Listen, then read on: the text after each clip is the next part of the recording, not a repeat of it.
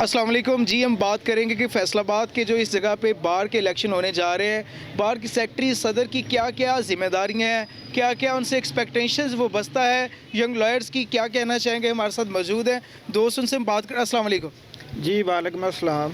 क्या कहना चाहेंगे कि आप जो बार के इलेक्शन होने जा रहे हैं कि हर साल बाद ये इलेक्शन कराने पड़ते हैं, क्या इसका टर्नओवर बढ़ा देना चाहिए या एक साल में तो बंदे को कुछ समझ ले कि समझने का मौका नहीं मिलता, क्या कहेंगे इसके बारे में और क्या क्या इनके ऊपर जिम्मेदारियां वो बसता है, क्या समझते हैं यंग लायर के तौर पे। जी सबसे पहले तो ये है कि जो इसका टाइम पीरियड है ना वो एक साल है। इसमें कम अज़ कम कोई ऐसा सेशन होना चाहिए जो हमारे न्यू कैबिनेट बनती है ना, उन्हें कोई एक क्लास या कोई इस तरह की एक नुमाइंदगी वाली टीम हो जो उन्हें बता सके कि आपकी ये जिम्मेदारियां हैं जिन्हें आपने एक साल के अंदर अंदर कंप्लीट करना है। ठीक है।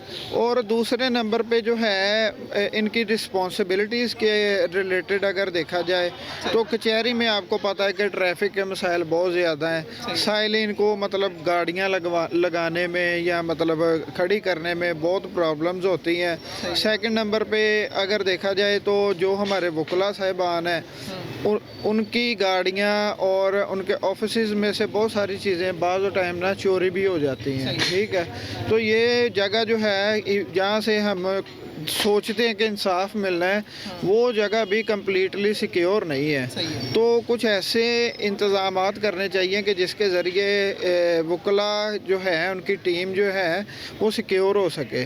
बाकी और बहुत सारे इश्यूज़ हैं जिसमें वकला के लिए जो यंग लॉयर्स हैं उनके लिए कोई वजीफ़ा या उन्हें कोई क्लास होनी चाहिए जिसमें उनकी रिस्पॉन्सिबिलिटी के रिलेटेड बताया जाए कि आपने किस तरह से अपनी प्रैक्टिस को कंटिन्यू करना है और आपने आगे अपने आप को किस तरह पॉलिश करके आगे लाइफ जो है वो गुजारनी है। तो इसमें बहुत सारी चीज़ें हैं जिसमें बंदा कह सकता है कि करनी चाहिए।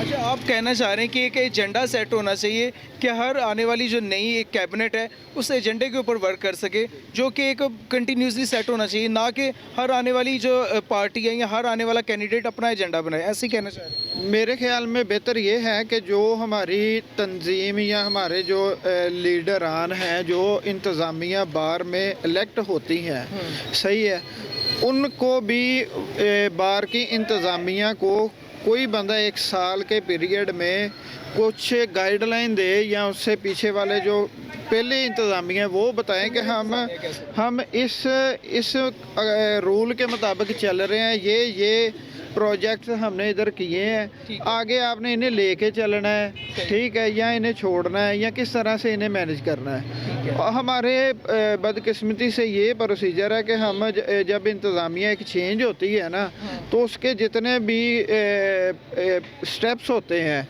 फॉर एग्ज़ाम्पल अभी जो रिसेंटली है हमारे प्रेसिडेंट साहब जो थे उन्होंने काफ़ी सारे मतलब प्रोजेक्ट्स जो हैं वो कंटिन्यू करवाए थे।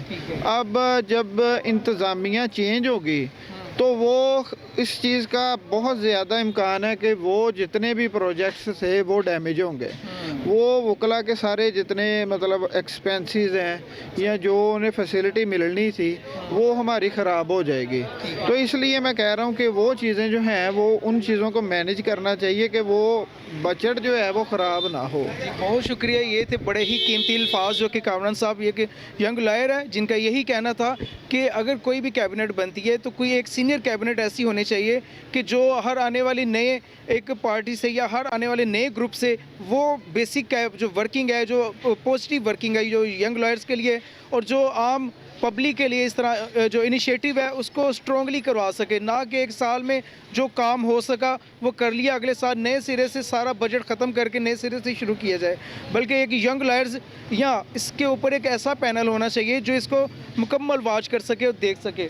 ठीक है कामरान साहब। और ये तमाम एफ़र्ट्स यंग लॉयर्स के लिए भी जो नए आते हैं स्टूडेंट्स उनके लिए भी ये जिनका यही कहना था उनके लिए भी एक ऐसा सेटअप होना चाहिए जिनको अपनी रिस्पॉन्सिबिलिटी का पता हो, जिसमें उनको अपनी वर्किंग का पता हो कि हम क्या करना चाह रहे हैं और क्या क्या कर सकते हैं। इन्हीं लफ्ज़ों के साथ अपने मेज़बान उसामा मिर्ज़ा को इजाज़त दीजिएगा। अल्लाह हाफ़िज़।